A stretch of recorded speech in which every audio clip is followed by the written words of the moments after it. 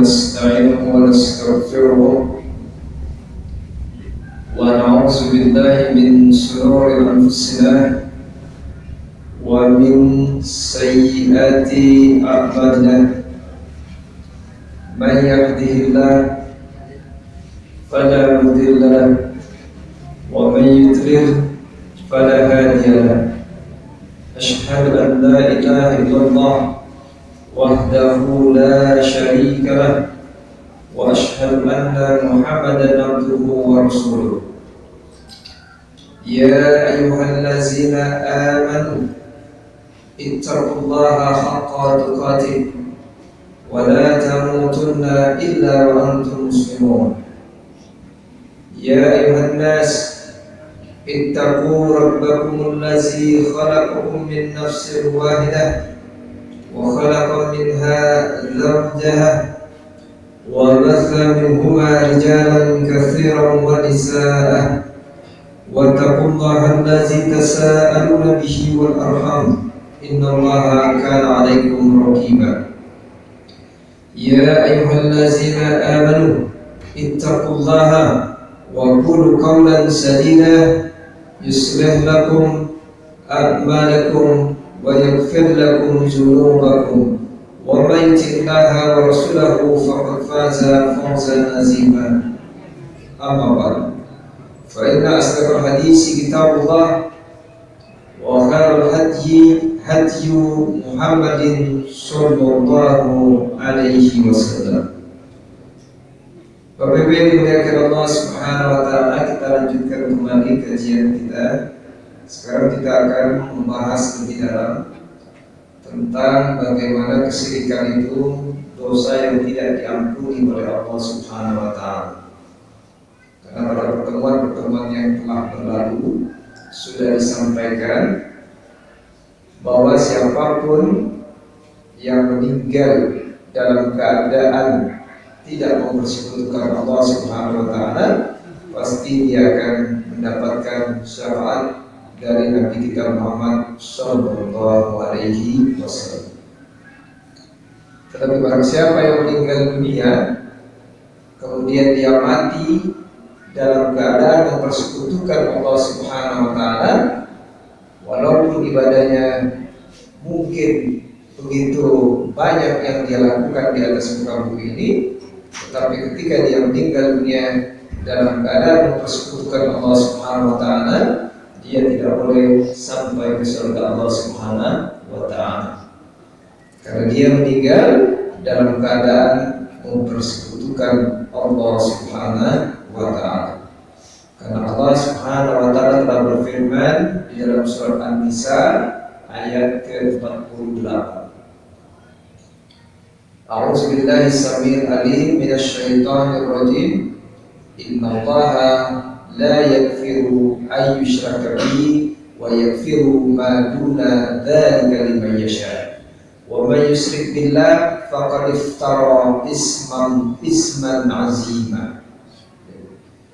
Perhatikan ayat ini. Innallaha, sesungguhnya dia Allah itu la yaghfiru, dia tidak akan mengampuni. Siapa yang tidak diampuni? Ayyusraka bihi, orang yang dia mempersekutukan Allah dengan sesuatu apapun. Ini sudah sangat jelas. Wa yaghfiru ma duna dzalika liman yasha, maka dia Allah, dia akan mengampuni segala dosa yang selain tadi, yaitu syirik. Ini sudah sangat jelas. Sekali lagi, innallaha, sesungguhnya dia Allah, la yaghfir, dia Allah tidak akan mengampuni dosa syirik. Jadi perhatikan ini sangat tegas dan jelas. Allah kembali mengingatkan kepada kita, dosa semua yang lain nanti diampuni oleh Allah Subhanahu wa taala, tetapi tidak orang yang mati kembali kepada Allah membawa dosa kesyirikan, dia tidak terampuni. Dia tidak berhak mendapatkan syafaat. Itu Tetapi walaupun Anda meninggal dunia dalam keadaan melakukan dosa besar, maka masih bisa diampuni, masih bisa mendapatkan syafaat dari Nabi Sallallahu Alaihi Wasallam. Mari kita lihat tafsir. Para ulama tafsir mengatakan la yaghfiru ayyushraka bihi, dia tidak akan mengampuni dosa mempersekutukan dia, mempersekutukan Allah dengan sesuatu apapun. La yaghfiru li abdin, bahwa dia Allah tidak akan mengampuni seorang hamba laqiyahu wa huwa musyrikun bihi, ketika orang tadi ketemu dengan Allah Subhanahu wa taala di yaumil akhir, wa huwa musyrikun bihi, dia dalam keadaan mempersekutukan Allah Subhanahu wa taala. Maka sering saya tegaskan dan sangat jelas, ini dakwah yang paling penting, dakwah at-tauhid. Sekali lagi saya ingin sampaikan, siapa di antara kita yang tidak punya dosa? Semua orang berdosa. Mungkin kalau dikumpulkan kita yang paling banyak dosanya. Tetapi ketika kita paham kita tidak mengambil hak Allah Subhanahu wa taala, walaupun kita kembali dalam keadaan berleburan dosa, tapi tidak membawa dosa kesyirikan, maka ada harapan untuk mendapatkan syafaat dari Nabi Sallallahu Alaihi Wasallam. Kita juga sudah jelaskan apa makna musyrik. Karena musyrik itu lawan daripada at-tauhid.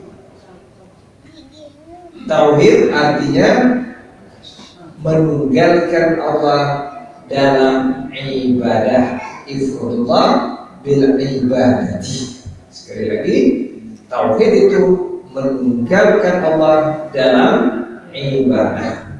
Ibadah itu ada dua, ada ibadah mahdhah, ada ibadah ghair mahdhah.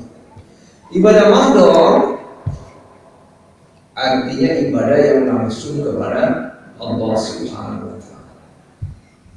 Sedangkan ibadah ghair mahdhah itu ibadah yang berkaitan dengan sesama manusia dan kepada selain manusia. Nah, semuanya itu ketetapannya, aturannya ditetapkan oleh Sang Pencipta, yaitu Allah Subhanahu wa taala. Ketika kita mengambil semua aturannya datang dari Allah Subhanahu wa taala, baik yang berkaitan dengan keyakinan, ucapan maupun perbuatan, datangnya hanya dari roh, dari Allah Subhanahu wa taala, maka orang itu disebutnya orang muwahhidun. Apa itu?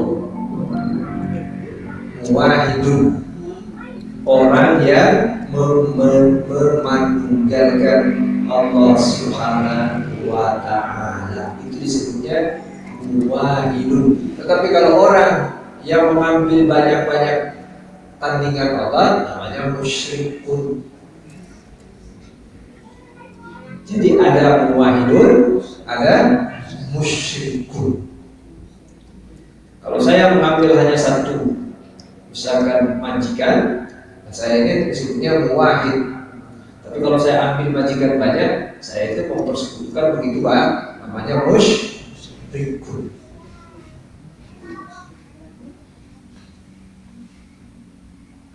Wa yaghfiru ma duna dzalika liman yasha.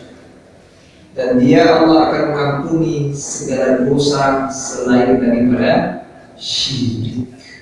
Hati-hati. Kadang-kadang kita terjebak, ibadah kita pada bagus,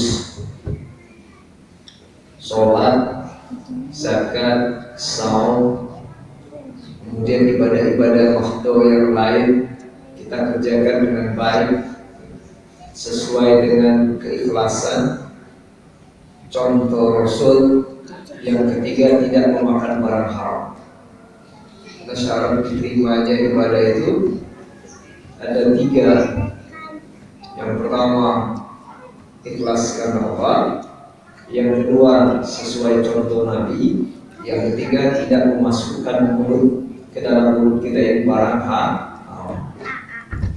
Kalau masuk barang haram, maka rumahnya, sholatnya, apapun yang dia kerjakan tidak akan naik, tidak akan diterima oleh Allah Subhanahu wa Ta'ala.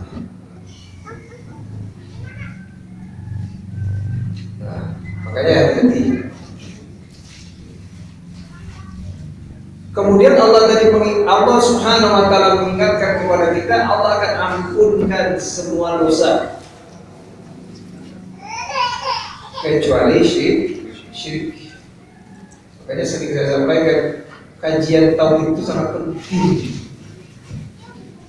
Sekarang itu orang banyak kajian fikih.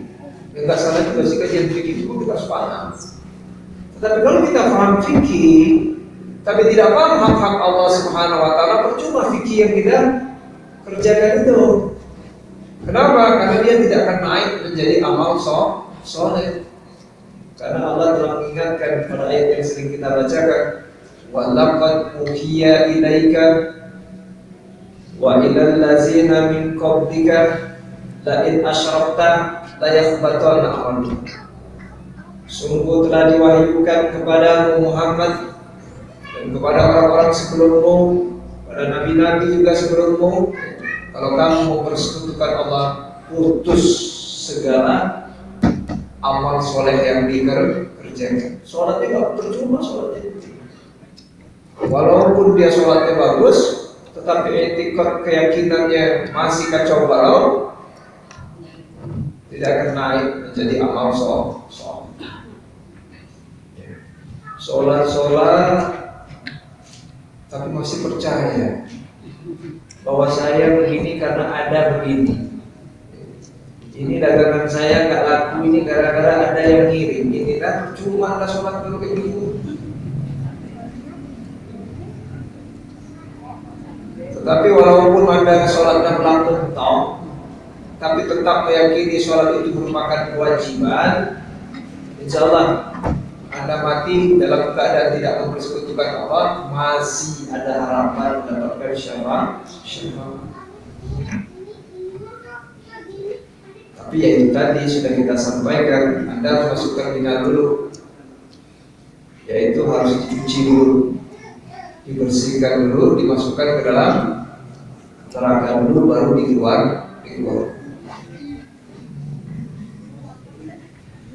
Wa yaghfiru ma duna zalika liman yasha, dan dia Allah mengampuni segala dosa selain daripada syirik, minas sunubi, dari berbagai macam dosa.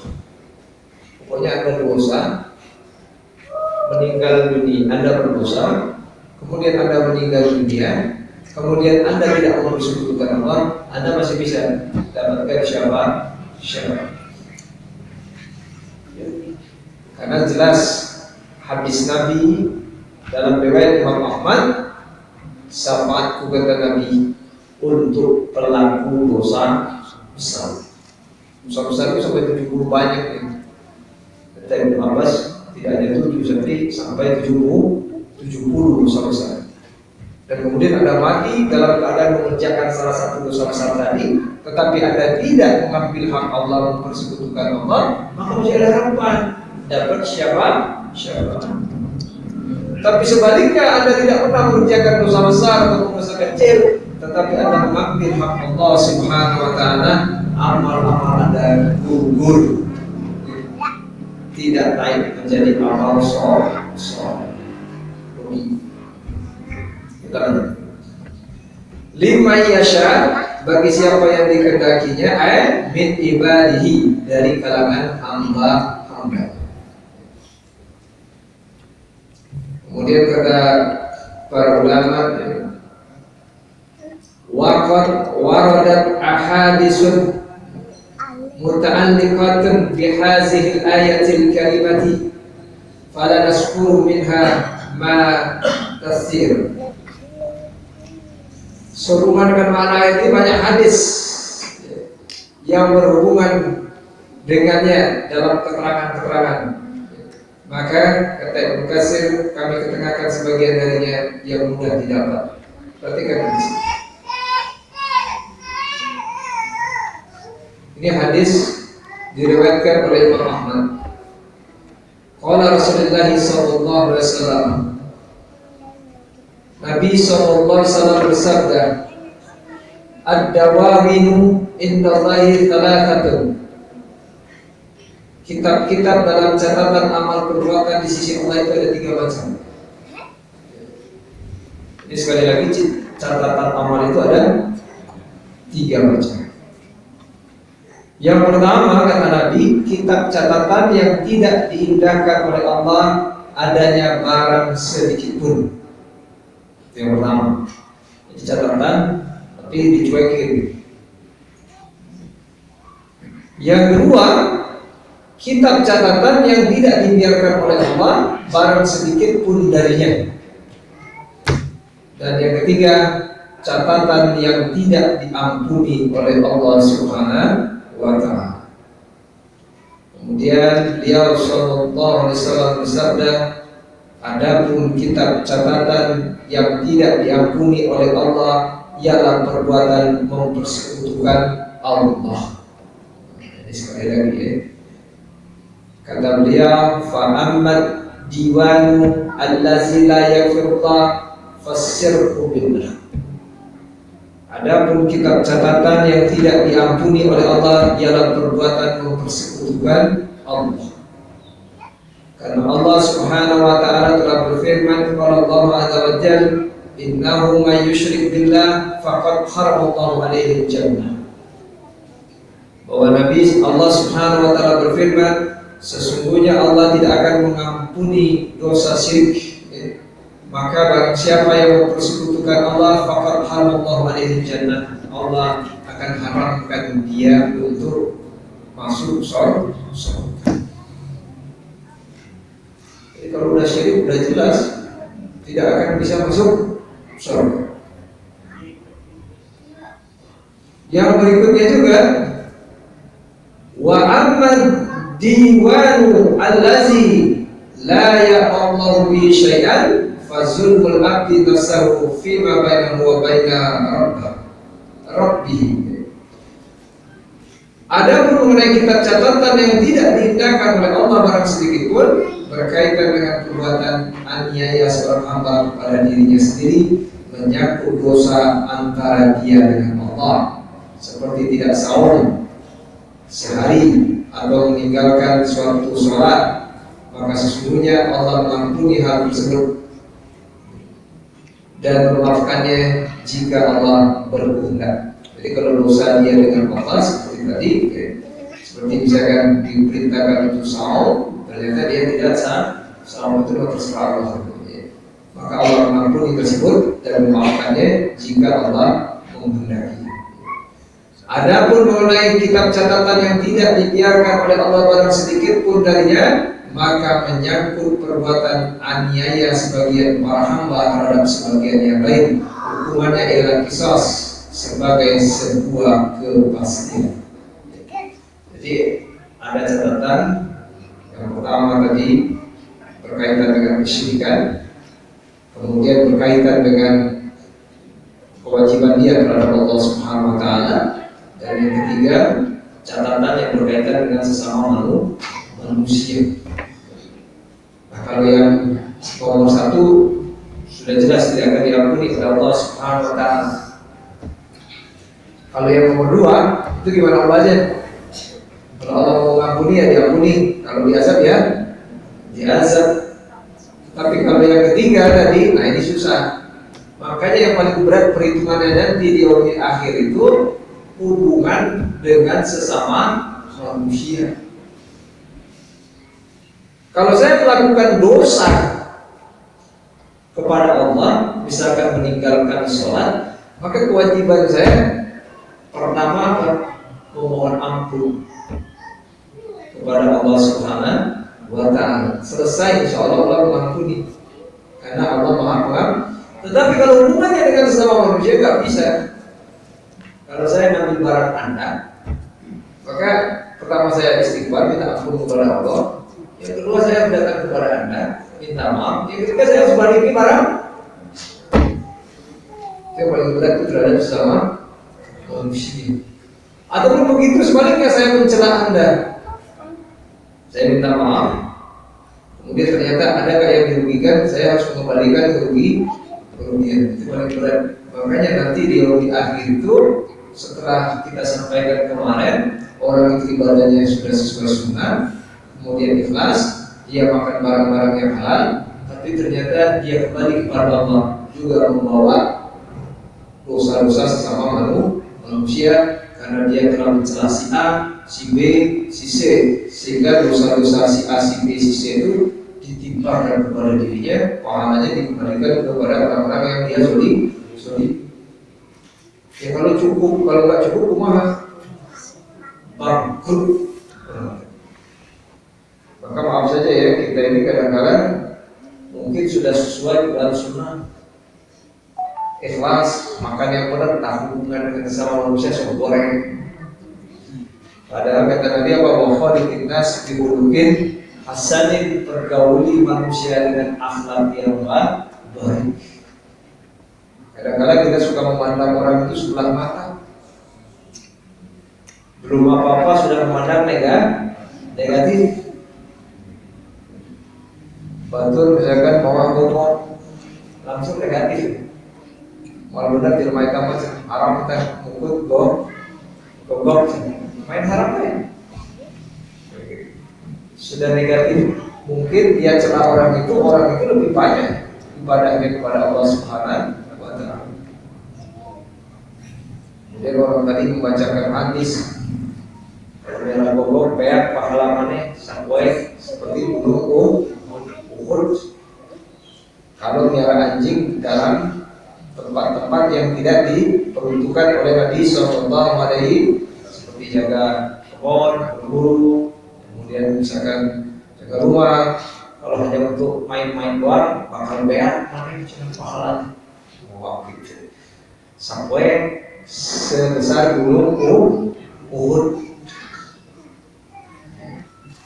Jadi kita jangan mudah mencela. Wahai kita sebulukin hasan, pergauli manusia dengan akhlak yang baik.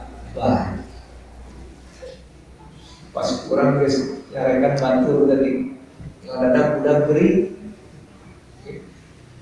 Orang yang tadi punya anjing kita celah, sementara kawan kita nggak ada satupun yang bantu. Yang punya anjing datang tanya duit 250.000 rumah kira-kira. Diterima mohon. Saya terimanya 250, tapi agar pemukul anjing gitu nah jadi gitu. Makanya jangan pernah berprasangka kita nggak tahu orang itu mungkin kebaikannya lebih banyak dari kita. Kita celah dia nggak tahu dia lebih banyak, dia lupa pesantren itu bangun masjid ini, bangun masjid itu, kan nanti ada hitungannya semua. Itu dihitung mana yang luhur Maka kita sesama muslim diajarkan oleh Nabi, oleh Allah Subhanahu wa Ta'ala untuk saling berkasih sayang. Muhammadu bainahu, Muhammadur Rasulullah wallazina ma'ahu asyidda'u 'alal kuffar Muhammadu bainahu.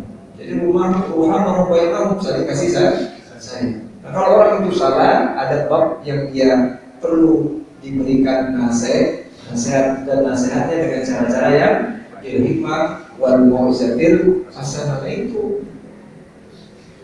Karena kita ini suka belum apa-apa sudah menjustifikasi.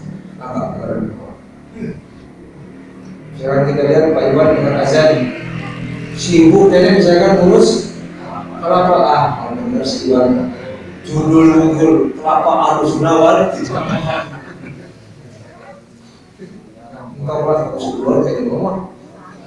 Kita tidak tahu, mungkin amalnya lebih banyak daripada kita. Makanya pepatah mengatakan umat di seberang lautan tampak, gajah di pelupuk mana tidak nampak. Artinya apa itu Bu? Ya malorong ya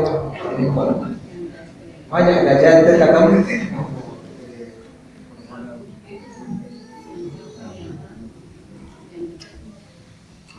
Nah, sekali lagi saya ingin mengingatkan seperti itu tadi. Jadi kita jangan pernah berprasangka buruk kepada sesama muslim.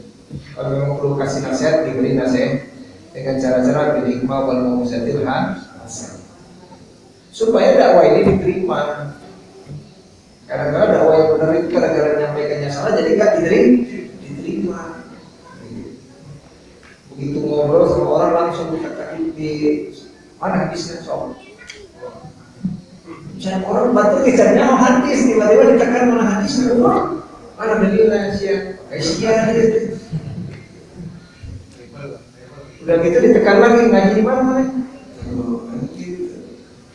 Akhirnya orang yang tadi mau mulai mendengar mana yang benar mana yang salah, akhirnya kabur. Setan ngomong, cek setan, entong lah. Terus balik ke mana yang betul balik. Ya harusnya kita memaintain dakwah ini supaya diterima dengan cara-cara apa yang sudah disampaikan oleh Nabi kita Muhammad SAW. Kita baca lagi hadis yang lain. Bahwa Nabi SAW bersabda, "Ma min abdin qala la ilaha illallah summa mata ala dzalik illa dakhala al-jannah." Nabi bersabda, "Ma min abdin," tidak sekali-kali seorang hamba qala dia berkata la ilaha illallah, tiada ilah yang berhak diibadahi kecuali Allah. Summa mata ala dzalik, kemudian dia mati atas hal tersebut, maksudnya dia mempertahankan la ilaha. La ilaha itu ada rukun, ada syarat, ada penghalang, kemudian ada yang menggugurkannya. Illa dakhalal jannata, kecuali orang tadi akan masuk surga. Ini saya sering mengingatkan. Dalam hadis yang lain, man qala la ilaha illallah fi akhir kalam dakhalal jannah. Barang siapa yang di akhir kalamnya mengucapkan kalimat la ilaha illallah dakhalal jannah. Tapi ini sulit ya. Sulit untuk mengucapkan la ilaha. Karena kita tidak paham rukun, syarat, penghalangnya. Harus ukur dizikirkan saja, diulang-ulang la ilaha illallah. Maka nanti kita akan bahas juga apa rukunnya, syaratnya, penghalangnya, kemudian yang menggugurkan kalimat la ilaha illallah. Dan memang jarang sekali gitu ya, ketika kita mentalkinkan orang.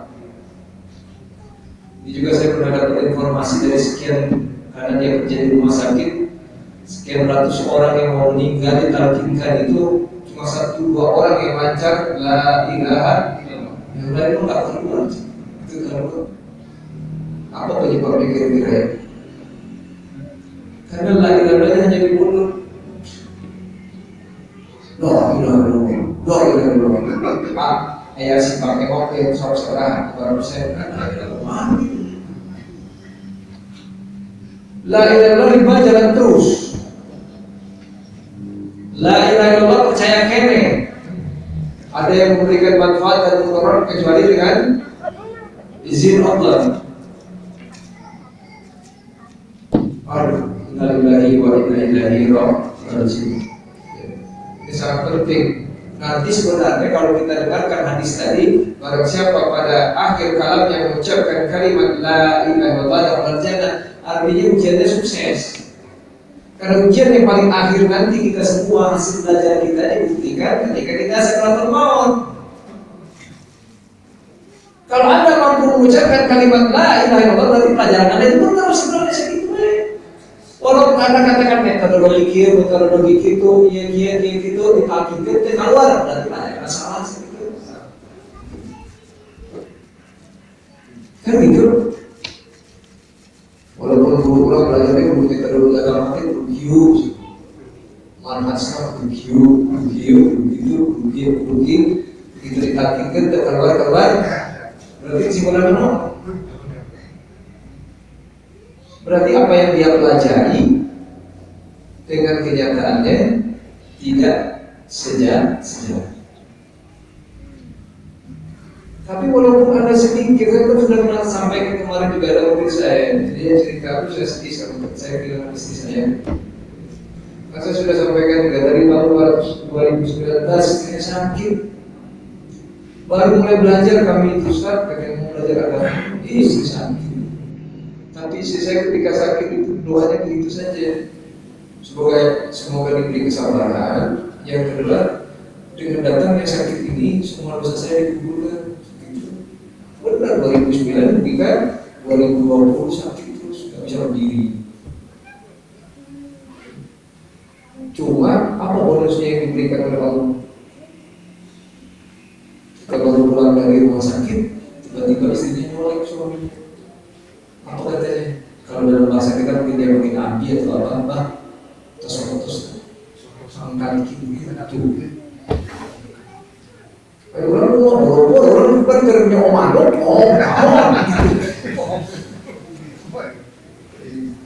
kerja omano, kerja orang, kerja mobil, mau. Itu langsung ini. Bang, terus dekat pantai itu suaminya sampai Masya Allah, jangan terharu ada berlinang air mata campur alhamdulillah talqin keluar la ilaha illallah air ulang keluar naon coba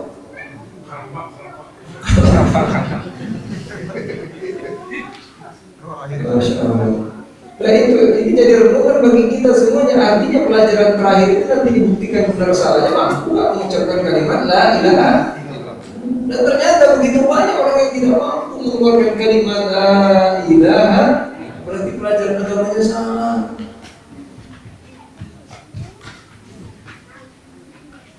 Dan kita juga, saya sudah sampaikan juga, kalau mentalkinkan itu bukan diulang-ulang, hanya la ilaha illallah. Jadi pokoknya kan ucapan yang paling akhir, misalkan si fulan nih sudah kelihatan nih, kita talkinkan, kemudian kita katakan yang bulan ucapkan la ilaha, kemudian keluar dari mulutnya la ilaha illallah, dan dia mesti cintos.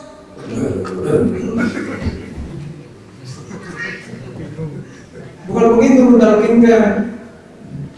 Nah nanti ketika dia berarti kan akhirnya hakim kendai la ilaha cing la ilaha cing dan tahu jangan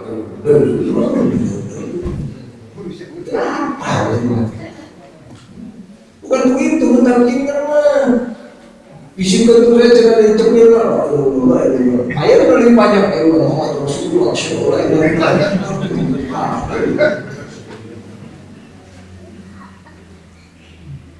Talkinkan saja, begitu dia mengatakan la ilaha illallah dia diam, sudah selesai. Karena akhir omongannya la ilaha illallah sudah selesai. Makanya ditunggu diamati lagi. Talkinkan deh, karena akhirnya mau bukan la. Begitu caranya. Makanya perlu belajar dari situ. Kemudian dilanjutkan wa in zana wa in saraqa, walaupun dia berzina, walaupun dia mencuri. Qala wa in zana wa in saraqa, walaupun dia berzina, walaupun dia mencuri. Qultu wa in zana wa in saraqa. Jadi sahabat ini nanya kepada Abu Dzar, ini nanya kepada Nabi diulang-ulang. Ketika Nabi mengatakan mamin abdin qala la ilaha illallah summa mata ala dzalik ila dakhala jannah. Kata Nabi, barang siapa seorang hamba mati kemudian dia mengucapkan kalimat la ilaha illallah summa mata ala dzalik, dia pertahankan la ilaha illallah dalam kehidupannya itu ila dakhala jannah, kecuali dia masuk surga. Kemudian Abu Dzar berkata wa in zana wa in saraqa, walaupun orang yang mati itu berzina ya Rasul, walaupun orang yang mati itu mencuri, apa kata Nabi? Wa in zana wa in saraqa, walaupun dia berzina, walaupun dia curi. Penasaran Abu Dzar nanya lagi, walaupun dia berzina, walaupun dia mencuri. Kata Nabi, walaupun berzina, walaupun mencuri, sampai 3 kali cek Nabi, dia pasti masuk. Tapi anda yang tukang zina jangan kira aman naon kali dibelum murah karena neraka. Gak ada amannya masuk neraka dulu lah, mau coba-coba lah. Cuma kalau memang jelek banget gitu kan, takdirnya memang begitu, masih ada harapan masuk dengan catatan tidak mempersekutukan. Makanya dengan datangnya hadis ini, setelah kita evaluasi, kita tadabburi, memang kita sesama muslim tidak boleh berprasangka buruk pada muslim yang kalau zina, mabuk, neraka, jauh lah. Kalau zina itu nyuri, tidak nyuri mabuk. Sementara tukang nyuri mah nggak pernah berpikir netu-netuan, nggak pernah hitung-hitungan malam Jumat netu nasa berakhir bakal celaka hingga tidak, pokoknya nyuri aja. Kalau memang ketangkap ya katewa apa ya, ada urusan katewa kita katewa apa urusan Allah aja.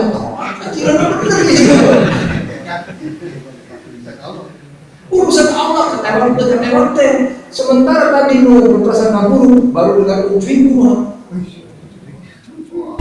Ini habis. Tahu ini malam Jumat itu ninggal ke bulan Muharram berdoa besar gitu. Sementara tukang nyuri tadi nggak peduli malam nol yang penting ayah disempat. Atau untung malam ada teman saya jangan nganterkan ayam warna jalan hari Kamis. Apa hubungannya ayam jalan tiap hari Kamis? Apes. Sementara tukang nyuri tadi nggak peduli, pokoknya kan ayam, pamit ayam hari Kamis hari Jumat, ayam di bawah. Karena saya percaya urusan ketewa kembalikan kepada Allah, berarti benar iya. Nah ini penting. Nanti si tukang mau masuk surga, kan mungkin justru surga. Nah ini penting. Ya kita pengennya jangan lewat neraka dulu kan, tetapi kan kita bicara yang terburuk. Ini penting akidah. Ya kita pengen nggak mau lah nyimpang dulu ke mana orang dulu nyimpang lagi.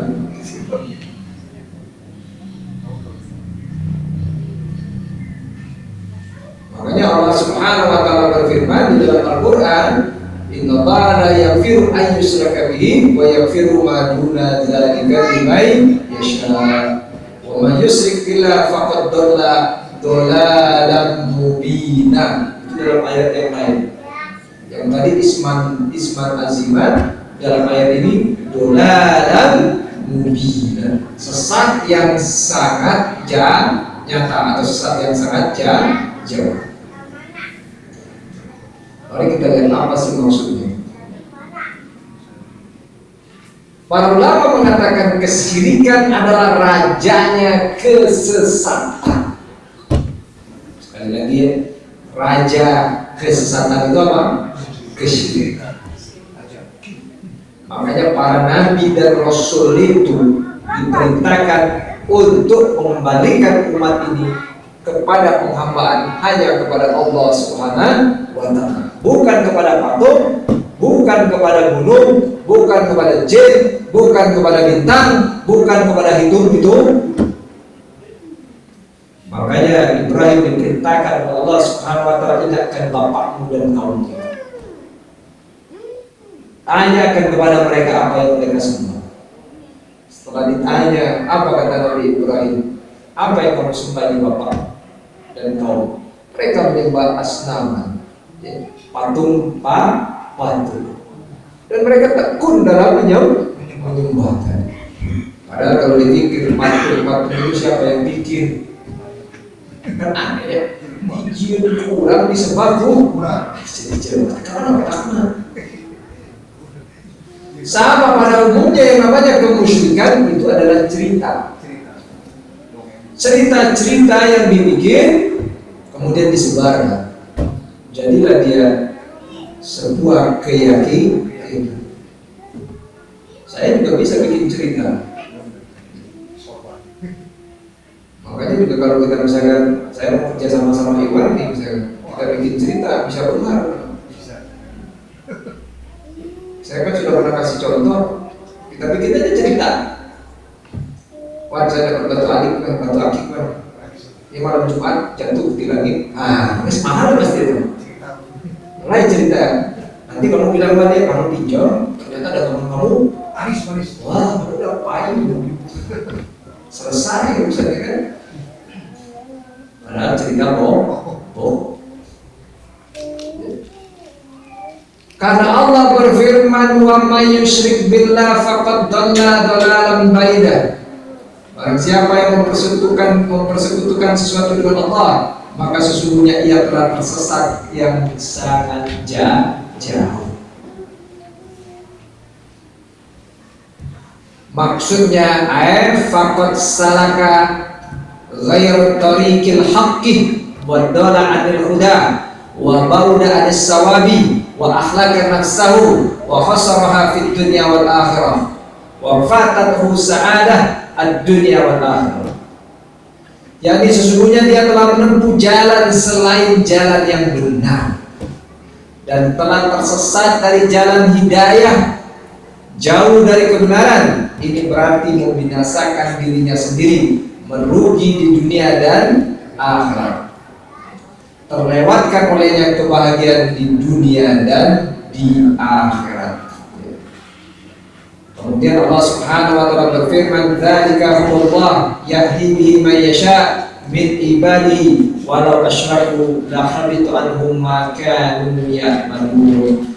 Itulah petunjuk Allah yang dengannya dia memberi petunjuk kepada siapa yang dia kehendakinya di antara hamba-hambanya. Seandainya mereka mempersekutukan Allah, niscaya lenyaplah dari mereka amalan yang telah mereka kerjakan. Kan sudah jelas ya.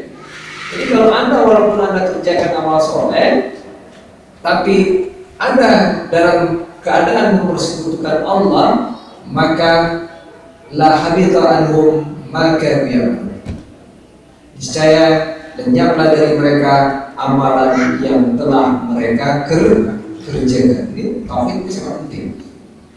Kemudian yang berikutnya, kesyirikan akan memutuskan sebuah amal soleh yang dikerjakan. Pertama tadi, kesyirikan itu raja kesesatan.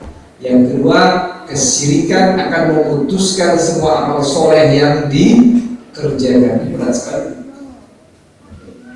Kita sholat aja ulang-ulang terus kan sehari 5 kali. Ternyata di orang akhir gak ada nilai sholatnya. Kenapa? Karena etikatnya itu tadi, etikatnya gak benar.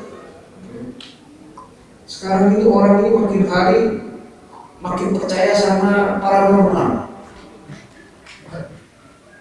Percaya sama apa tuh yang katanya bisa indigo, lihat masa depan. Percaya sama si Roy Kiyoshi, mana yang ditewakin deh? Tidak loh. Buktinya dia sendiri takut polisi. Kalau dia bisa tahu yang goib, mungkin dia tidak akan pernah Jerman itu mana cara mikir tadi? Anak muda itu, kalau sering baca di FB Roy Kiyoshi, ini yang tahu akan terjadi di tahun depan menurut ramalan dia tahun ini bakal begini, bahkan mana dari tewak polisi gitu. Berarti kesimpulannya apa tuh? Mantul. Orang kalau nyawa goib pasti baru haru. Kok kita nyawa di goib terkieu. Makanya Allah berfirman di dalam Al-Quran untuk memberitahukan kepada Nabi kita untuk mengatakan tidak mengetahui hal yang goib. Lau a'lamul ghaibah. Seandainya kalau aku mengetahui yang tidak, iya maunya cuma eta artis bisa gini.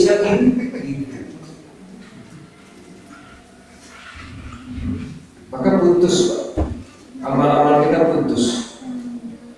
Makanya kita ini kalau tiap hari aja kalau kita hitung banyak beramal, kita tuh banyak ngelamun, Bu. Saya mau nanya sama ibu-ibu. Ibu-ibu ini tiap hari banyak beribadah, itu banyak ngelamun.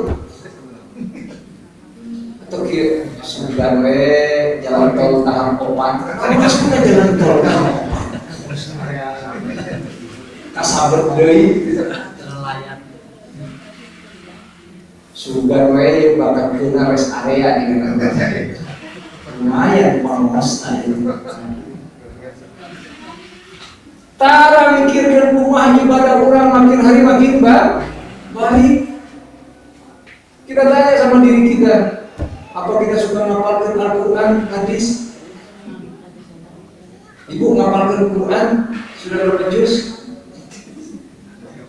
Orang-orang mikirkan Quran, hadis, atau mikirkan asam urat, apa terus dia sama? Akan dijaga Quran. Samurat, kolesterol, tahu ini tidak otak Quran. Pak, kalau udah umuran kalau dipikirin kan cuma gitu. Makanya saya ketemu juga sama saudara kita nanya, Ustaz, umur Ustaz berapa? 5 tidur gitu. Saya 58. Bangga 58 gitu. Terus apa kata dia? Kalau udah 58 mah memang kieu ya Ustaz. Wah, tuh sakitnya muter gitu. Ayo sakit muter teh mau sudah. Nu ieu cager, ieu geuring. Nu ieu cager, nu ieu geuring. Yang geus negara ge memang waktunya itu tanda-tanda yang Allah berikan supaya kita mau sendiri untuk senantiasa mendekatkan diri kepada Allah. Ini masih kene seumur 60 yang fitness.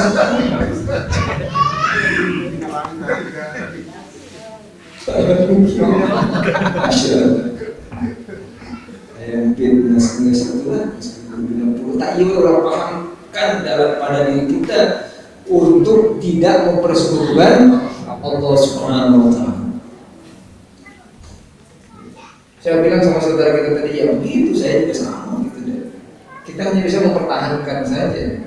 Kalau sakit pasti, ya nggak ada yang kasih coba saja tanyakan. Misalkan ibu nih sekarang yang udah 50 ke atas, ibu badannya enak itu sekarang. Sekarang kita jujur, sekarang kita tanya ke ibu, misalkan ibu yang udah 55, udah 52 ya, sama kayak saya dulu. Apa badan ibu segar? Wih, saya segar. Woro-woro. Ke bapak-bapak lah, nunggu 54-an kalau pun bapak sehat. Pas ninggalin jotong ujung kita, ada di kamu juga nih.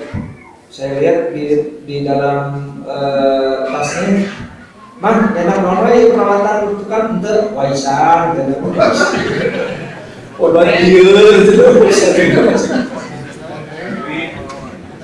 sudah diulang gugur. Ternyata dia juga bawa obat pusing, obat sakit perut, obat balur, tidak iya suruh nulis wae itu sangat. Apalagi sekarang di kita dingin seperti ini. Kemarin saya jalan pagi-pagi juga ketemu sama saudara-saudara yang di atas, ngobrol-ngobrol dulu. Kata saya tadi badan minum saruan saya gitu, saruan. Ada yang ngasih saran ke saya kemarin ke nyari awak lanungan untuk saya di gelap ke es, aduh di gelap.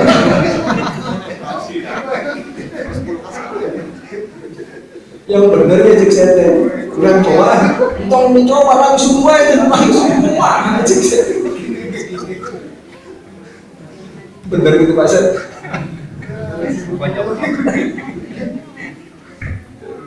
Kata saudara kita tuh yang di atas itu gitu. Jadi kalau nyari awak itu es. Cek saya coba dulu, tong dicoba langsung semua itu. Langsung semua bisa beku.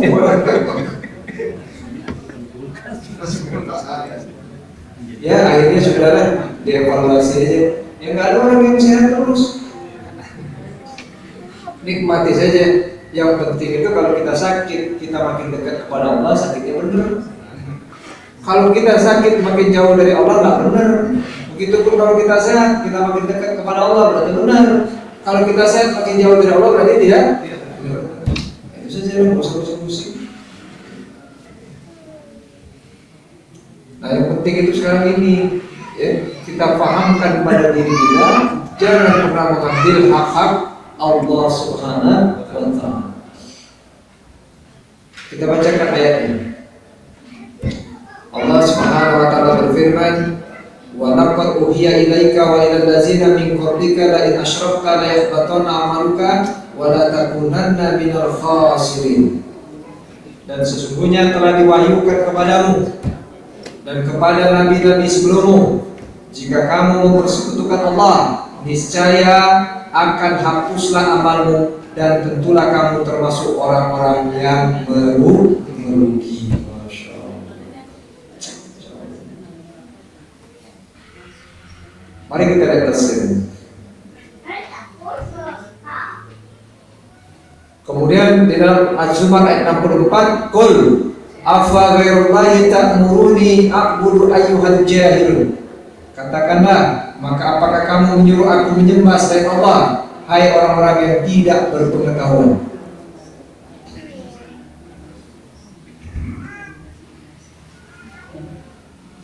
Dalam tafsirnya dikatakan, zakaru fi sababi nuzuliha ma warahu Ibnu Abi Hatim wa ghairuhu an Ibni Abbas radhiyallahu anhu annahu qala, innal musyrikina bi jahlihim da'u Rasulullah sallallahu alaihi wasallam ila ibadati alihatihim wa ya'budu ma'ahu ilahahu fa nazalat hadhihi ayat.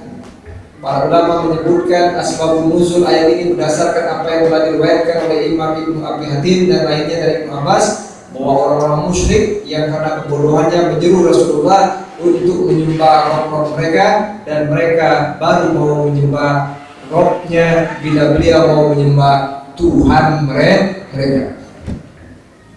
Jadi ini kerjasama. Satu hari ini kita bareng-bareng nyembah Tuhan ente, nanti berikutnya kamu ikut nyembah Tuhan.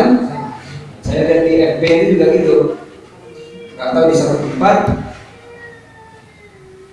ada perayaan apa gitu, campuran.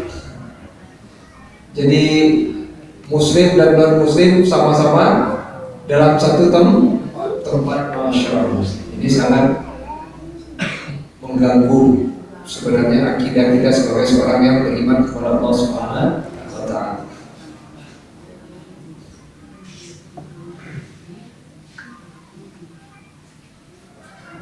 Kemudian Allah mengingatkan, balillaha fa'bud wa kum minasyakirin. Karena itu maka hendaklah Allah saja kamu sembah dan hendaklah kamu termasuk orang-orang yang bersyukur.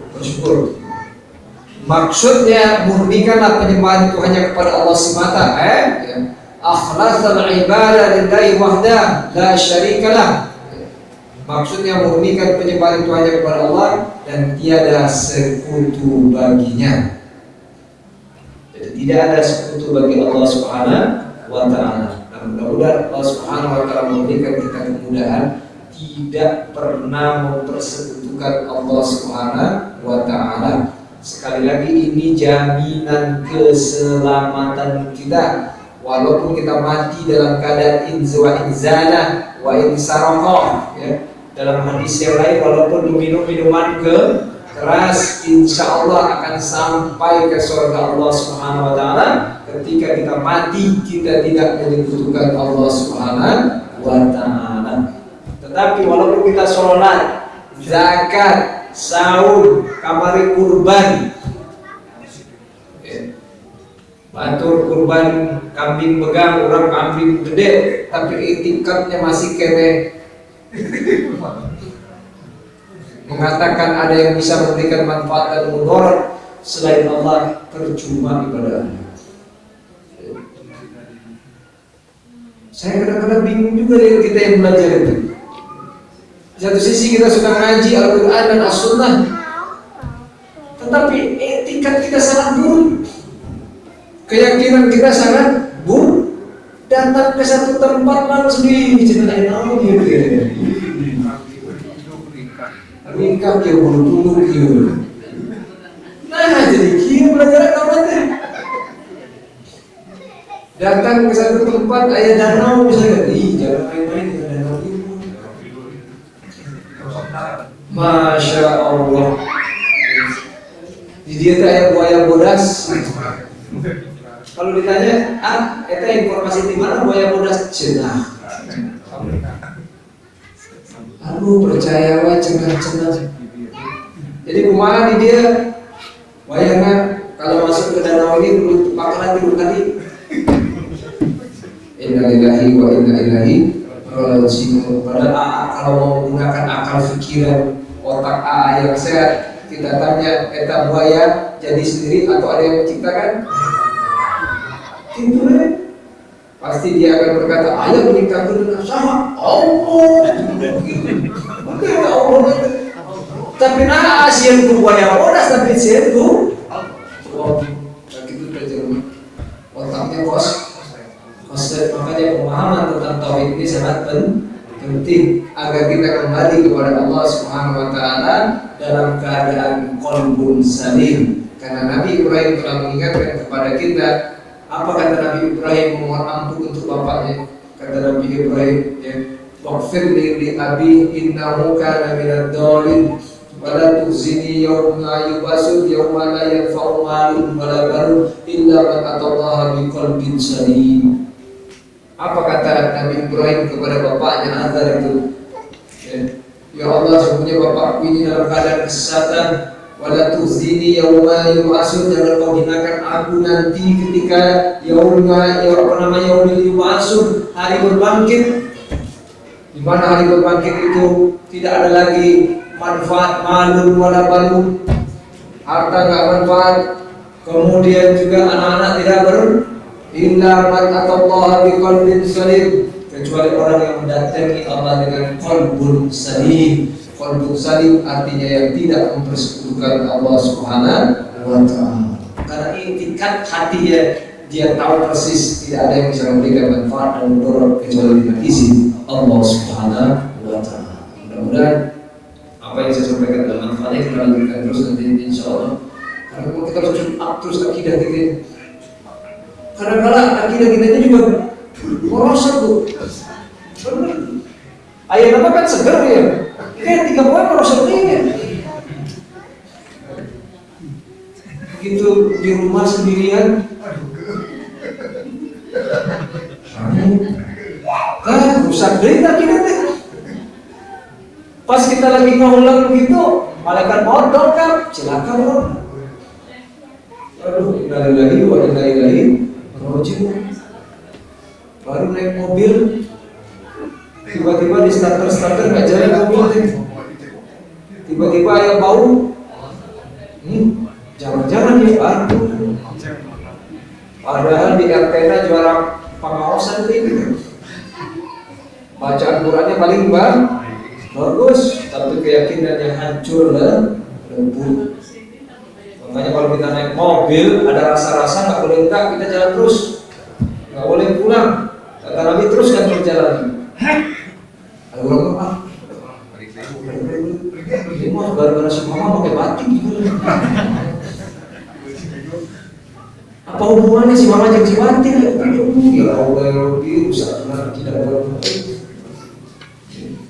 Maaf saja di kita di Indonesia ini banyak sekali cerita-cerita yang harus disalib kembali sesuai dengan akidah kita. Mudah-mudahan apa yang saya sampaikan ada manfaatnya. Sebelum ditutup ada pertanyaan silakan. Silakan kembali mulai. Silakan Bu. Orang sekarang ini paling takut sama kuburan katanya tuh. Saya juga bingung sama kuburan itu sihir kafe. Masuk masjid aja kalau ada pasaran orang nggak mau situ. Makanya baru masjidnya ada aman ya pasaran di luar gitu. Sieun padahal sekali lagi itu kendaraan yang paling akhir. Eta kuburan Sumatera terakhir sieun ke rumah sorangan. Kendaraan sorangan sieun berarti kesimpulannya hiji akidah terus. Itu saja, mudah-mudahan ada manfaatnya. Kalau ada kesalahan maafkan. Aku berkata, wassalamualaikum warahmatullahi wabarakatuh.